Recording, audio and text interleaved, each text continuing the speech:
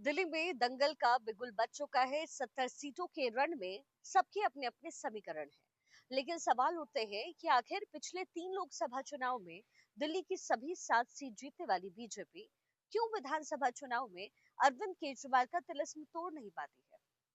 हालांकि इस बार के लोकसभा चुनाव के नतीजे के मुताबिक बीजेपी के नेता ये दावा कर रहे हैं कि दिल्ली में पार्टी 52 सीटें जीतेगी, लेकिन सवाल है कि कैसे। क्योंकि पिछली बार भी लोकसभा चुनाव में बीजेपी ने सभी 7 सीटें जीती, लेकिन विधानसभा चुनाव में महज 8 सीटें ही जीत पाई।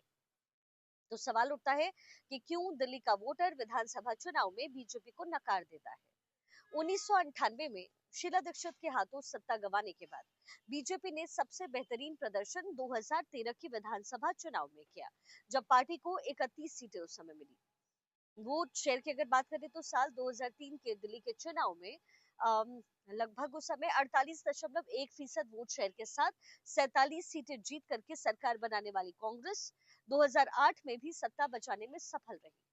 हालांकि पार्टी को वोट शेयर और सीटों के मोर्चे पर नुकसान जरूर उठाना पड़ा। कांग्रेस 2008 में 40.3% वोट शेयर के साथ 43 सीटें जीत करके लगातार तीसरी बार सरकार में लौटी, सत्ता में लौटी। कांग्रेस को तब 8% तकरीबन नुकसान का वोट का नुकसान उठाना पड़ा। वही विपक्षी बीजेपी को जरा सा लाभ हुआ। बीजेपी का वोट शेयर पिछले चुनाव में के लगभग बीजेपी का जो वोट शेयर था वो पिछले चुनाव के 35.2 से बढ़कर के 36.3 और सीटें 20 से बढ़कर के 23 हो गई। 2008 में 14% वोट शेयर के साथ बसपा भी 2 सीटें जीतने में सफल रही। रामविलास पासवान की पार्टी लोक जनशक्ति पार्टी 1.3% वोट के साथ एक सीट जीती। जानकारों की अगर माने तो उसके पीछे सबसे बड़ी वजह यह है कि बीजेपी दिल्ली के वोटरों का मिजाज भांपने में पीछे रह जाती है। दरअसल दिल्ली में एक वक्त पंजाबी और सिख वोटर्स के अलावा दलित और मुस्लिम वोटर्स निर्णायक भूमिका में होते थे, तो दूसरी ओर जाट वोटर्स भी ठीक ठाक संख्या में थे। तब दिल्ली में बीजेपी के पास सुषमा स्वराज, मदन लाल खुराना और साहिब सिंह वर्मा सरीखे जो दिग्गज थे वो थे। और तब बीजेपी जाट वोटर्स और अकाली दल के साथ मिलकर के सिख पंजाबी वोटर्स का एक बड़ा तबका अपने पाले में करने में कामयाब रहती थी। लेकिन उस समय दलित और मुस्लिम वोटर्स के सहारे कांग्रेस काफी मजबूत स्थिति में थी। इसके अलावा दिल्ली में कारोबारियों की संख्या बढ़ी और ये सब उस जमाने में शीला दीक्षित के सपोर्टर माने जाते थे। लेकिन आम आदमी पार्टी के आने के बाद कांग्रेस के जो पारंपरिक वोटर्स है वो अरविंद केजरीवाल के साथ गए और बीजेपी उन्हें अपने पाले में करने में नाकाम रही। साथ ही अरविंद केजरीवाल ने ऑटो वाले और झुग्गी बस्ती वाले वोटर्स में भी अपनी पैठ बढ़ाई। इसके अलावा पूर्वांचल के वोटर्स में भी आम आदमी पार्टी के साथ जाने की जो कवायद है वो नजर आई। जानकारों का मानना है कि बदलती दिल्ली में पूर्वांचल के वोटर्स ने सत्ता की चाबी अपने हाथ में ले ली और इस शिफ्ट को बीजेपी शायद समझ करके भी अनदेखा करती रह गई। मनोज तिवारी सरीखे जो नेता हैं उनको बीजेपी ने आगे जरूर बढ़ाया, लेकिन तब तक शायद देर हो चुकी थी। साथ ही वो उस तरीके की छाप छोड़ने में कामयाब भी नहीं हो पाए जिसमें पूर्वांचल के वोटर बीजेपी के पीछे चलते। माना यह जाता है कि राजधानी दिल्ली में बिहार उत्तर प्रदेश से ताल्लुक रखने वाले मतदाताओं की संख्या तकरीबन 20% है, जो किसी दूसरे समुदाय की तुलना में सबसे ज्यादा है।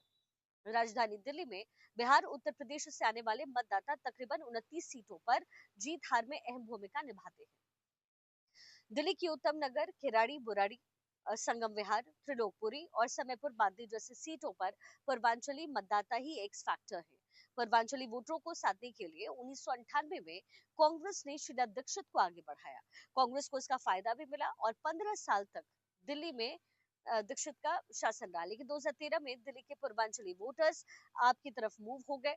2013 के बाद पूर्वांचली मतदाता एक तरफा आम आदमी पार्टी की तरफ आ गए। 2015 और 20 के चुनाव में इन सीटों पर आम आदमी पार्टी ने ही जीत हासिल की। आपने पूर्वांचली समाज को इसका इनाम भी दिया और इस समाज से आने वाले गोपाल राय को मंत्री बनाया। इस बार भी आम आदमी पार्टी ने पूर्वांचल से आने वाले संजीव झा को बुराड़ी से, अनिल झा को किराड़ी, दिनेश मोहनिया को संगम विहार, अवध ओझा पटपड़गंज और गोपाल राय बाबरपुर से टिकट दिया है। तो दूसरी ओर पूर्वांचलियों को साधने के लिए भारतीय जनता पार्टी ने अपने बिहार और उत्तर प्रदेश के बड़े नेताओं की ड्यूटी लगा दी है। ये नेता गली गली घूमकर पार्टी के पक्ष में माहौल बनाएंगे। पूर्वांचली वोटरों को साधने के लिए आम आदमी पार्टी अवैध कॉलोनियों को वैध करने का मामला उठा रही है। आपका कहना है कि पिछले चुनाव में बीजेपी ने कच्ची कॉलोनियों को वैध करने की घोषणा की थी, लेकिन पार्टी अब इससे मुकर रही है। वहीं बीजेपी पूर्वांचलियों को लेकर के किए गए अरविंद केजरीवाल के दिए बयान को मुद्दा बना रही है। बीजेपी का कहना है कि आम आदमी पार्टी पूर्वांचली मतदाता को सम्मान नहीं दे रही है। बीजेपी ने सम्मान पदयात्रा भी निकाली। वहीं कांग्रेस पूरे मामले में पूर्वांचलियों के मशहूर छठ पर्व को मुद्दा बनाकर लेकर आ रही है। लेकिन जानकारों की माने तो दिल्ली में बीजेपी की जीत तब तक पक्की नहीं जब तक आम आदमी पार्टी के वोटों में बिखराव ना हो।